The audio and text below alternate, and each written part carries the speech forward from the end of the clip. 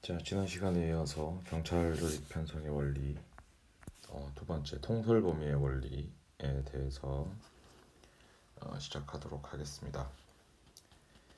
통솔 범위의 원리란 조직이 효과적으로 기능하기 위해서 상관 한 명이 주어진 시간에 효과적으로 통제할 수 있는 부하만을 감독해야 한다라는 원리이죠. 그게 뭐 3명이건 뭐 10명이건 그렇죠.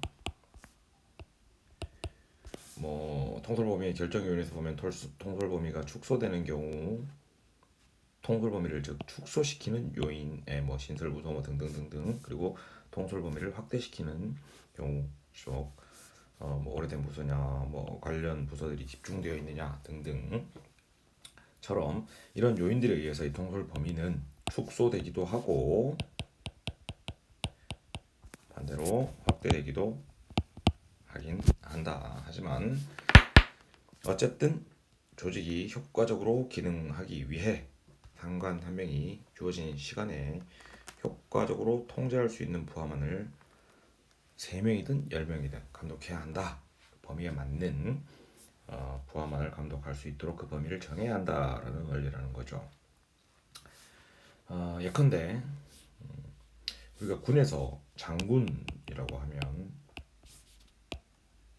준장이라는 계급이에요. 그리고 소장,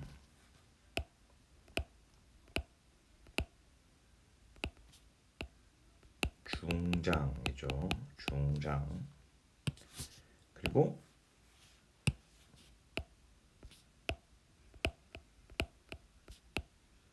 대장이죠. 보통 요 소장이 사단장의 직을 맡는 경우가 많은데, 준장이나 소장이 주로 이제 소장이 맡는데, 보통 사단 한 1개 사단은 대략 10,000명 정도란 말이죠. 그러면 이 사단장, 소장 한 명이 10,000명을 다 통솔하느냐 가능한가? 주어진 시간에 효과적으로 다 통솔할 수 있는가? 통제할 수 있는가? 불가능하죠. 직접적으로 통솔한다라는 게. 그래서 사단장 밑에 연대장이 있죠. 몇 명의 연대장이 있죠.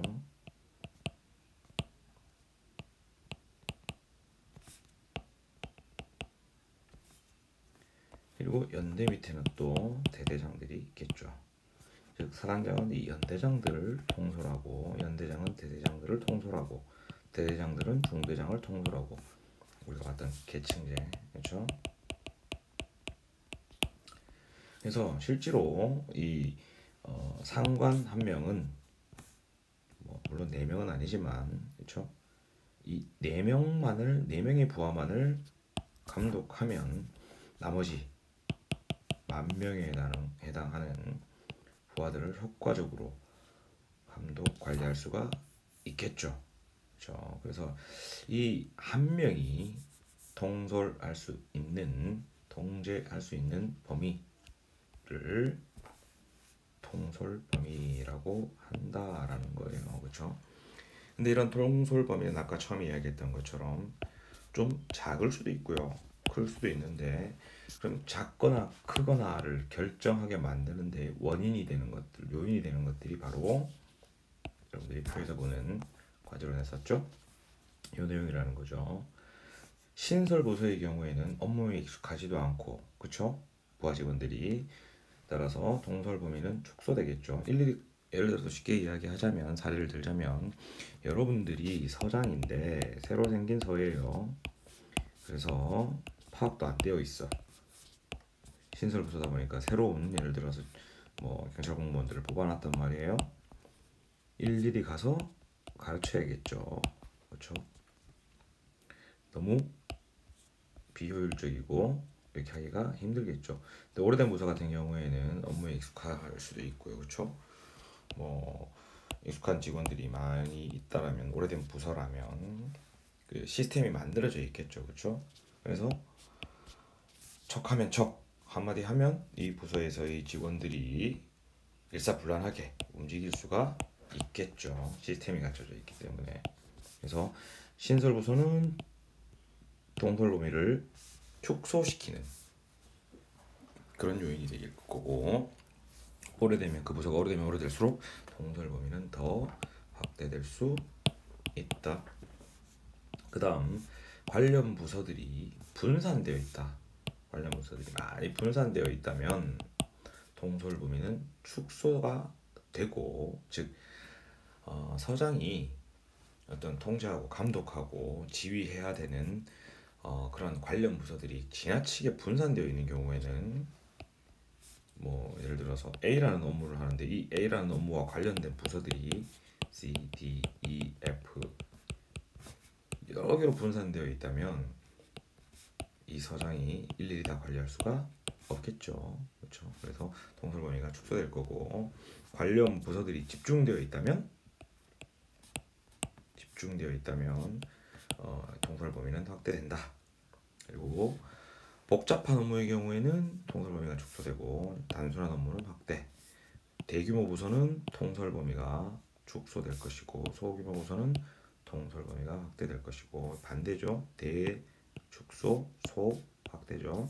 그리고 교통이 발달되어 있으면 동설 범위가 확대되고, 당연히 미발달되어 있으면 그렇죠. 시간 거리가 멀기 때문에, 시간이 많이 걸리기 때문에 동설 범위를 축소시킨다. 이렇게 이야기할 수 있겠다. 그래서 뭐 여러분들이 동설 범위를 축소하는 요인들, 동설 범위를 확대하는 요인들에 대해서 여러분들이 잘 구분해서 봐두시면 되겠다 그러는 거죠. 그리고 세 번째, 명령 통일의 원리. 아까 지난 시간에 이야기했던 사공이 많으면 배가 산으로 가죠. 그렇죠. 배는 어디로 가기 위한 목적으로 만들어진 거예요?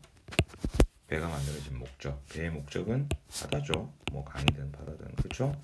근데 목적과는 다른 산으로 가면, 즉 이 배라는 조직은 바다를 목적으로 또는 강을 목적으로 만들어졌는데 뭐 엉뚱한 데로 간다는 거죠, 그렇죠? 사공이 많으면, 그렇죠? 즉 배의 키를 잡는, 배의 방향을 조절하는 사공이 많으면 배가 산으로 간다. 지시하고 명령하는 사람이 많으면 어떻다? 그죠? 목적 달성을 하기가 힘들다. 엉뚱한 방향으로 그 조직이 진행하게 된다. 그렇죠? 그래서 사실은 우리가 민주주의를 비판하는 입장에서 뭐라고 하죠? 중우 정치라고 비판을 하죠. 그렇죠? 중은 무리 중자죠. 무리. 그리고 우는 어리석을 우자예요. 그렇죠? 여러 명의 수없이 많은 사람들이, 어리석은 사람들이 모여서 정치를 하다 보니까 합리적이고 올바른 그런 결정을 내리지 못하고, 그렇죠? 비합리적이고 잘못된 결정만을 내리게 된다라고 비판을 하는 사람들도 과거에 철학자들 중에 있었죠. 그것처럼 이 명령하고 지휘하는 사람이 여러 명 있으면 부하 직원들은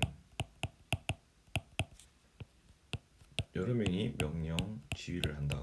이 부하는 어느 장단에 춤을 춰야 될지를 알 수가 없게 되겠다. 그렇죠? A 말을 듣고 있다가 B가 그러지 말라 그러면 또 B 말을 듣다가 C 말을 듣다가, 그렇죠? 보고도 A한테도 해야 되고 B한테도 해야 되고 C한테도 해야 되고, 그렇죠? A, B, C가 항상 똑같은 명령과 지휘만 내린다면 관계가 없지만 그렇지 않다면, 그죠? 그래서 이 명령 통일의 원리는 한 사람의 부하 직원은 오직 한 사람의 상관, 직속 상관으로부터 명령을 받고 그 상관에게만 보고해야 한다는 원리를 의미한다라는 거죠. 이 명령 통일 원리의 장점은 기관 내 기관장의 통제를 강화한다라는 점. 그다음 행동에 대한 책임을 결정한다는 점. 어떤 의미냐면 A, B, C가 동시에 명령을 한 거죠. 각기 다른 또는 동일한. 그래서 갑이라는 부하 직원이 이 명령을 이행을 했는데 문제가 생긴 거예요. 자, 그러면 이 문제에 대한 책임은 누가 져야 하나? 라는 거죠. A가, B가, C가. 그쵸? 이런 문제가 생기겠죠. 또 그런데 명령 통일의 원리에 의하면 이 갑은 누구에게만 명령을 받죠? 한 사람의 상관으로부터 명령을 받죠. 문제가 발생하면 이 책임은 A가 지겠죠. 그렇죠? 그래서 행동에 대한 책임을 결정할 수 있다. 쉽게 명확하게.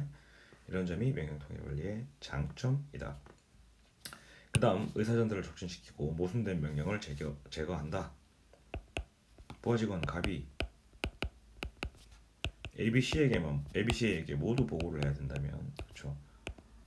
의사전달 과정이 너무 복잡하고 비효율적이겠죠. 보고서도 3장을 작성해야 될 것이고요. 그렇죠? 그리고 A가 내리는 명령과 B가 내린 A는 세모라는 명령을 내렸고 B는 동그라미라는 명령을 내리고 D는 사각형 명령을 내린다. 모순된 명령이죠. 그렇죠? 근데 명령 통일의 원리에 의해서 A에게만 명령을 받는다라고 한다면 이런 문제들이 사라질 수 있다. 그렇죠? 그래서 조직의 갈등을 감소시킬 수 있다. 뭐가 명령 통일의 원리에 충실할 경우에. 그리고 직원에 대한 효과적 감독을 강화할 수 있다.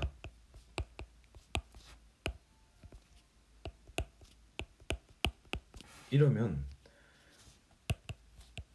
이 경우와 비교해 볼 때 A가 잘못을 하는 경우에 누가 책임을 지죠? 갑이 잘못을 하는 경우에 비위를 저지른다거나 A가 소위 말해서 지휘 책임을 지죠. 그렇죠? 그렇기 때문에 A는 더 충실하게 갑을 감독하고 감시하겠죠. 감시라는 말은 좀 그렇지만 감독하겠죠. 그런데 이런 경우에는 갑이 문제를 저질렀을 경우에 서로 내 잘못이 아니다. B가 지휘했다. C가 지휘했다. 그렇죠? 그리고 문제가 발생하기 이전에도 A는 B가 하겠지, 감독을. B는 A가 하겠지. C는 B가 하겠지. 서로 미룰 수 있다라는 거죠. 그렇죠? 이 갑에 대한 감독의 책임을, 요 행동에 대한 책임이 아니라 갑에 대한 지휘, 감독의 책임을 서로 미룰 수 있죠. 그렇죠? 그러면 결국은 책임이 분산되기 때문에 결국은 효과적인 감독이 불가능해진다라는 거예요. 그래서 명령 통일의 원리를 충실히 잘 따르면, 조직을 명령 통일의 원리를 잘 따르도록 편성을 하면 직원에 대한 효과적 감독을 강화할 수 있다라는 장점이 존재한다라는 거죠. 자, 이 명령 통일의 원리와 관련된 내용은 또 뒤에서 다음 페이지에서 다시 한 번 더 살펴보기로 하고, 이 내용이 뭐가 그동안 많이 나왔었냐면 경찰의 수건이었죠. 경찰 수사권 독립 문제와 연관되어서 많이 나왔었어요. 그동안. 사실은 이번에 제가 당연히 출제를 내려갔을 때도 이 검경 이렇게도 표현을 하는데, 검경 수사권 조정,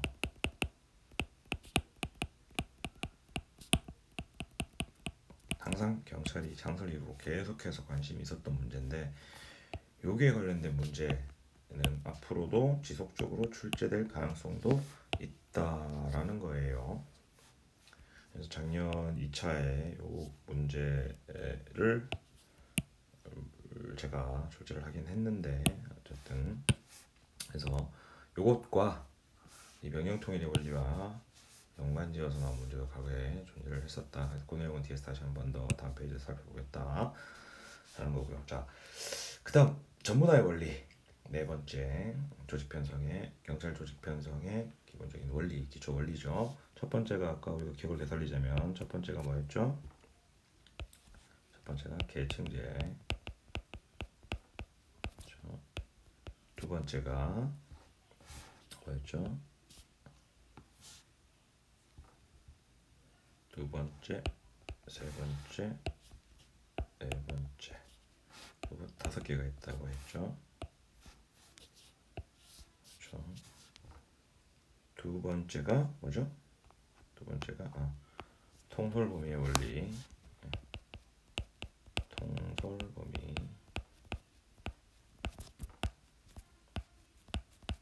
세 번째가 명령 통일의 원리. 그리고 네 번째가 바로 전문화의 원리죠. 또는 분업화라고도 해요.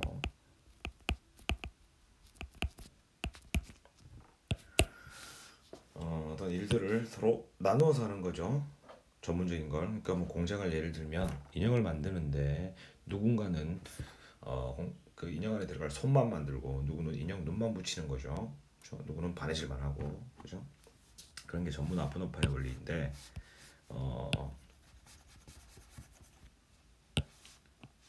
경찰에 있어서 분업화의 원리라고 하면 전문화의 원리라는 건 경찰 조직 전체의 기능을 성질별로 나누어서 가급적 한 사람에게는 동일한 성질을 가진 업무를 분담시켜야 한다라는 원리라는 거죠. 이 장점은 업무 지연에 있어서, 왜냐하면 인형 눈만 붙이는 사람은 눈을 계속해서 붙이다 보면 인형 눈 붙이는 데는 전문화가 되어 있기 때문에, 그렇죠?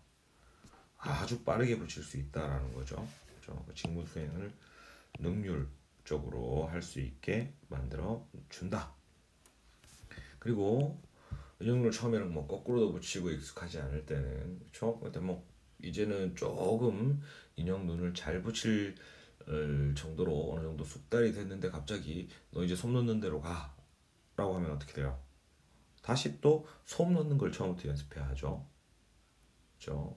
그럼 또 실패를 하겠죠. 솜 넣는 부분에 있어서. 그럼 공장 전체적으로 볼 때는 어떤 인형은 솜이 제대로 안 들어가 있고 불량품처럼, 어떤 인형은 눈이 거꾸로 붙어 있고, 그죠? 이런 형태로 좀 공장 전체적으로 볼 때는 그 어떤 그 품질이 낮은 그런 물건들을 만들어내게 될 수 있다라는 거예요.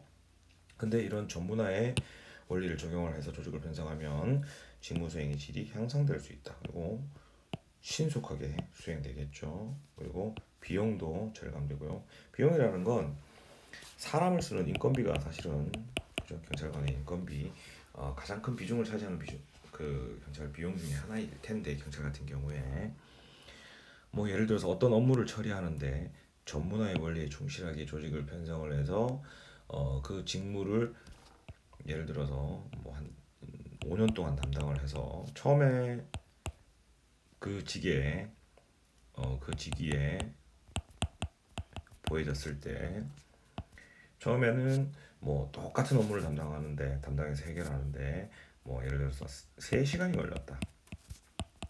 근데 그 일을 한 5년 동안 하다 보니 이제는 30분 만에 해결을 한다. 그러면 이 사람은 같은 시간에 훨씬 더 많은 일을 처리할 수가 있겠죠. 그렇죠? 그렇게 되면 똑같은 일을 하는데 더 적은 인력이 투입될 수 있다라는 거예요. 전문화된 사람이라면 직무 수행 비용에 절감된다.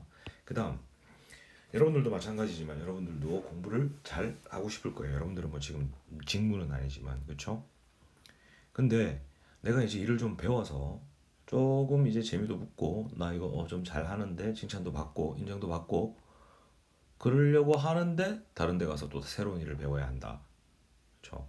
그러면 뭔가 이것저것 뭐 조금씩 할 줄 아는 건 있지만 뭔가 제대로 할 줄 아는 건 없죠. 그렇죠?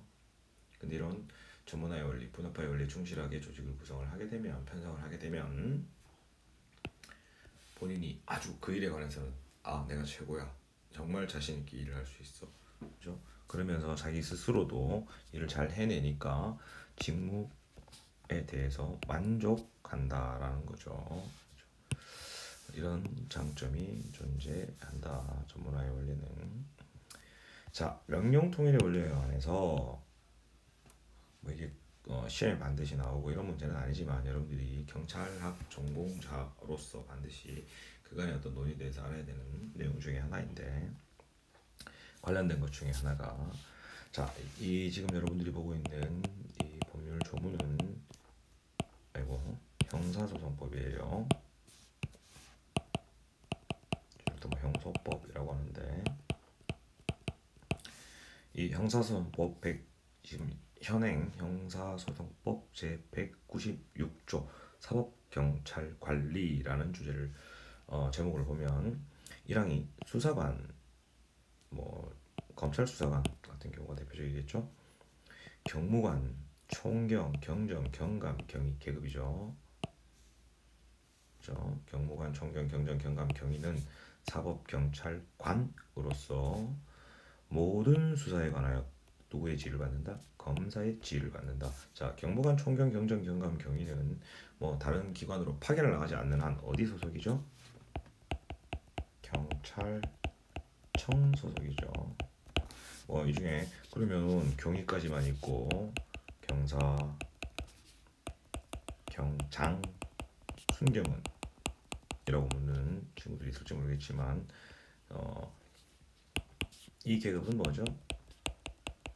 사법 경찰관이 아니라 사법경찰리죠.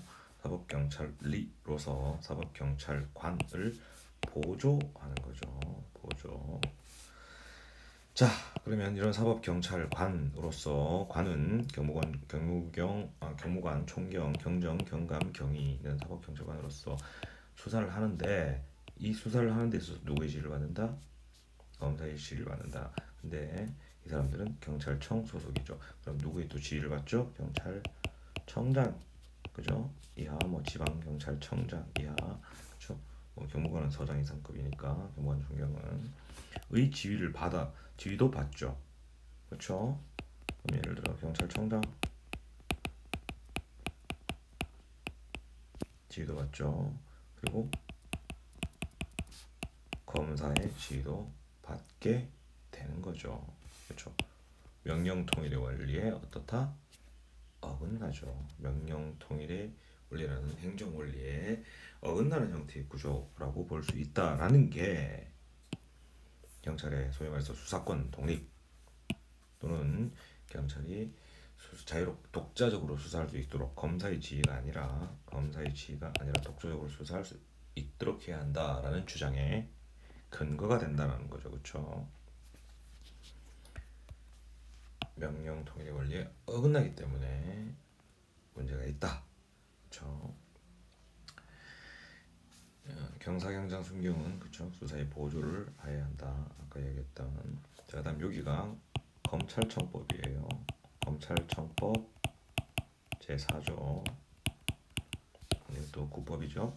현행법이긴 해요. 이제 개정을 앞두고 있죠. 얼마 전에 이제 검경 수사권 조정안 이런 법률들을 개정하는 것이었어요. 그 검경 수사권 조정이라는 게. 자, 검사의 직무. 검사는 공익의 대표적으로 다음과 같은 직무의 권한이 있다라고 하면서 범죄 수사에 관해서는 사법경찰 관과 리를 다 어떻게 한다? 지휘 감독한다라는 거죠. 이런 직무와 이렇게 할 수 있는 권한이 누구에게 있다? 검사. 그죠? 소속이 다르죠. 검사는 어디 소속이죠? 검찰청 소속이죠. 법무부의 외청인 법무부도 국들이 있겠죠. 뭐 교정국이니 뭐 검찰국 뭐 등등등 있겠죠. 외청인 검찰청 소속의 검사가 행정안전부의 외청인 경찰청 소속의 공무원을 어떻게 한다? 지휘 감독하죠. 근데 이 경찰 공무원들은 또 경찰청장, 지방경찰청장, 경찰서장의 지휘 감독을 받죠. 이중으로 받기 때문에 이게 바로 뭐에 어긋난다? 명령통일의 원리에 어긋난다. 그래서 이번에 문재인 정권에서 수사권 검경 수사권 조정이라고 해서 195조 요 형소법이에요. 형사소송법 195조 검사의 수사. 검사는 범죄 혐의 있다고 사료하는 때는, 그죠? 요 내용이 어떻게 바뀌느냐? 이건 새로 신설되었는데 어떻게 바뀌느냐? 검사와 사법경찰과의 관계라고 해서 그러니까 요 195조가 새롭게 지금 시행일은 미정이긴 한데 그죠? 개정은 됐어요. 올해 2월 4일 날 개정됐죠. 요 195조는 새 개정된 법에서는 196조로 가고요. 요게 새로 생긴 거죠. 그렇죠? 자, 뭐라고 규정이 되어 있냐면 이번에 개정되는 건 검사와 사법경찰관은 수사, 공소제기 및 공소유지에 관하여 서로 협력하여야 한다. 즉 지휘, 감독하는 관계에서 검사가 법무관이나 경찰을 수사에 관해서 지휘하고 감독하는 관계에서 이제는 뭘로?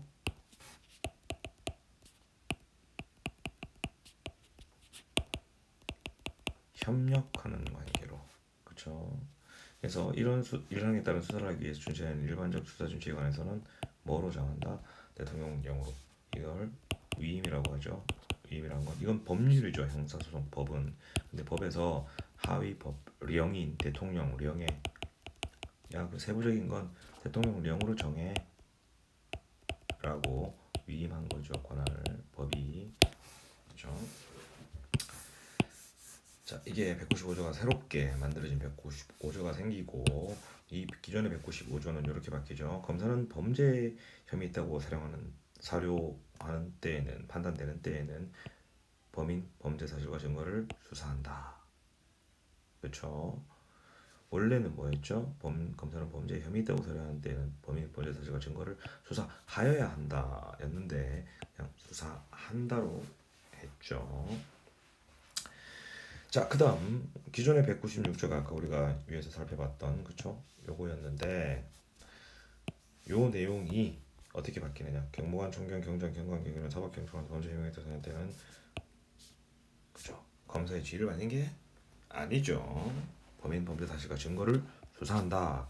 자, 새롭게 생긴 196조와 기존의 196조가 197조로 바뀌면서 이렇게 개정이 됐는데 둘 다 검사도 이거 범죄 혐의가 있는 걸 이라고 하면 범인 누구인가, 범죄 사실 어떤 범죄 사실인가, 그렇죠? 사실관계는 어떻게 되는가, 그리고 증거 이런 것들을 수사한다. 경무관, 총경, 경장, 경감, 경위도 어떻게 한다? 수사한다. 이렇게 바뀌었다라는 거죠. 그렇죠? 그래서 서로 협조해서 각각 뭐 수사를 한다라는 것이지 검사의 지휘를 받는다는 이제 사라진 거죠. 그렇죠?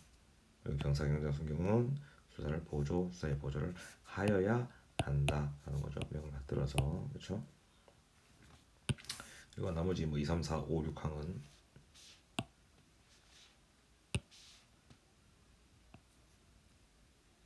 3, 4, 5, 6항은 다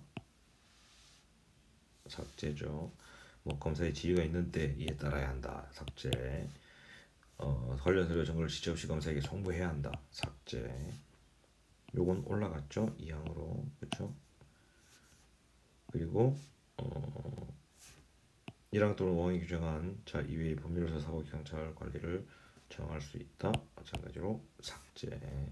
그렇죠? 이렇게 바뀐 내용이 작년부터 시작해서 그렇게 국회에서 지지부진하게 또는 뭐 논의가 많이 되었던 우리 사회의 큰 화두 중에 하나였던 검경 수사권 조정이 이슈가 바로 요 내용이었어요. 공수처는 별도고요. 자, 그다음 경찰 조직 편성의 원리 6번째 조정 및 통합의 원리. 조정 및 통합의 원리라는 건 경찰 조직이 우리가 봤듯이 여러 가지 많은 부서들이 존재하죠. 그렇죠? 그래서 뭐 부서 칸막이, 뭐 부서 이기주의 뭐 이런 표현을 하는데 갈등들이 존재할 수 있어요. 부서 내부적으로도. 그렇죠? 그러니까 이런 내부적인 갈등을 조정이나 또는 통합하는 거죠. 왜냐하면 이 부서들이 존재하는 이유는 각기 서로 다른 목표를 추구하는 것이 아니라 하나의 목표. 그렇죠? 왜냐하면 같은 조직이죠. 같은 조직은 하나의 목표를 가진단 말이에요. 그렇죠? 하나의 목적. 그죠? 질서 유지 뭐 예컨대 범죄 예방 이런 목적으로 경찰 조직은 존재하는 거죠. 뭐 생활 안전은 다른 목표를 추구하고 있다. 이건 아니죠, 그렇죠? 그래서 이 하나의 목적을 향해서 나갈 수 있도록 구성원이나 단위 기관들의 개별적 활동 각각 맡은 직무는 하겠죠. 개별적으로 이런 활동을 요 하나의 목적을 향해서 추진될 수 있도록 전체적 관점에서 통일적으로 운영하여 이 조직 목표를 또는 목적을 달성하도록 하는 것이 바로 조정 및 통합의 원리다라는 거죠. 그래서 무니라는 학자는 이걸 조직의 제일 1원리라고 한 거죠. 그렇죠? 각이 단위 기관들이 각각 다른 목적 추구하고 엉뚱한 방향으로 가면 어떻다? 제대로